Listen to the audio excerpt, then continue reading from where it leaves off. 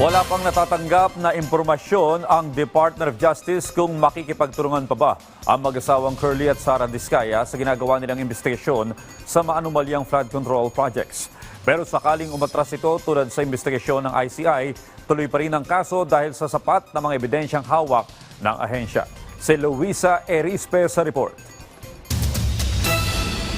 Hindi mauunsyami ang investigasyon ng Department of Justice sa maanumalyang flood control projects kahit pa hindi na makipagtulungan ang mag-asawang kontratista na Diskaya. Ito ang sinabi ni Prosecutor General Richard Fadolion nang tanungin paano kung tulad sa ICI, bumitaw na rin sa investigasyon ang mag-asawang kontratista. Sabi ni Fadolion, sa ngayon naman, kahit tumanggi na silang makipag-usap, may sapat ng ebidensya ang prosekusyon para ituloy ang kaso. Para sabihin na hindi na magtutuloy dahil hindi sila nakikipag-usap sa amin ay hindi po mangyayari yun. Dahil sa ngayon pa lang po, nangangalap po kami ng ebidensya sa iba't ibang mga proyekto na ni-report sa amin. Kahit nga wala raw maging state witness, tatayo pa rin ang kaso. Ayaw rin nilang umangkla sa mga pahayag lang ng mga sangkot dahil pwede nila itong bawiin anumang oras.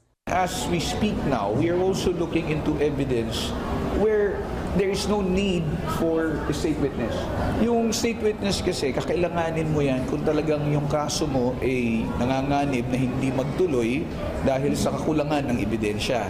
Naniniwala kasi ako na hindi ka pwedeng mag-rely lamang sa testimonya ng isang tao. Bakit? Anytime later on, it can be recanted. Di ba? Yung mga sinasabi natin recantations o pagbawi, yan ang iniingatan natin na kahit na pabawiin, kaya pa bang tumindig ng kaso.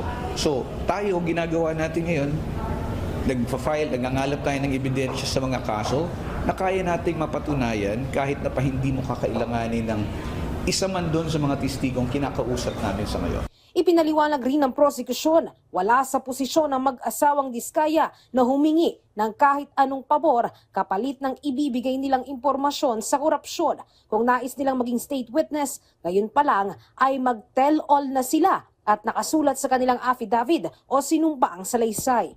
Ako, ang personal na pananaw ko, I don't think they're in a position to demand anything at this time.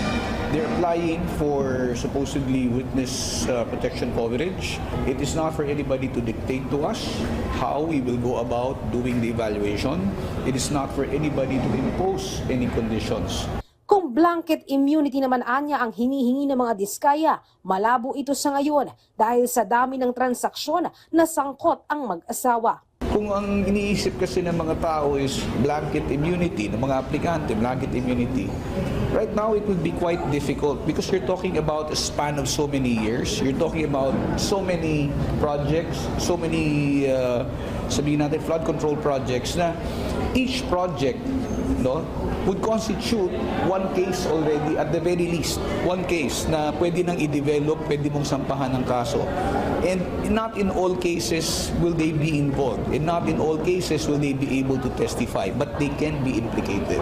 Luisa Erispe para sa Pambansang TV sa Bagong Pilipinas.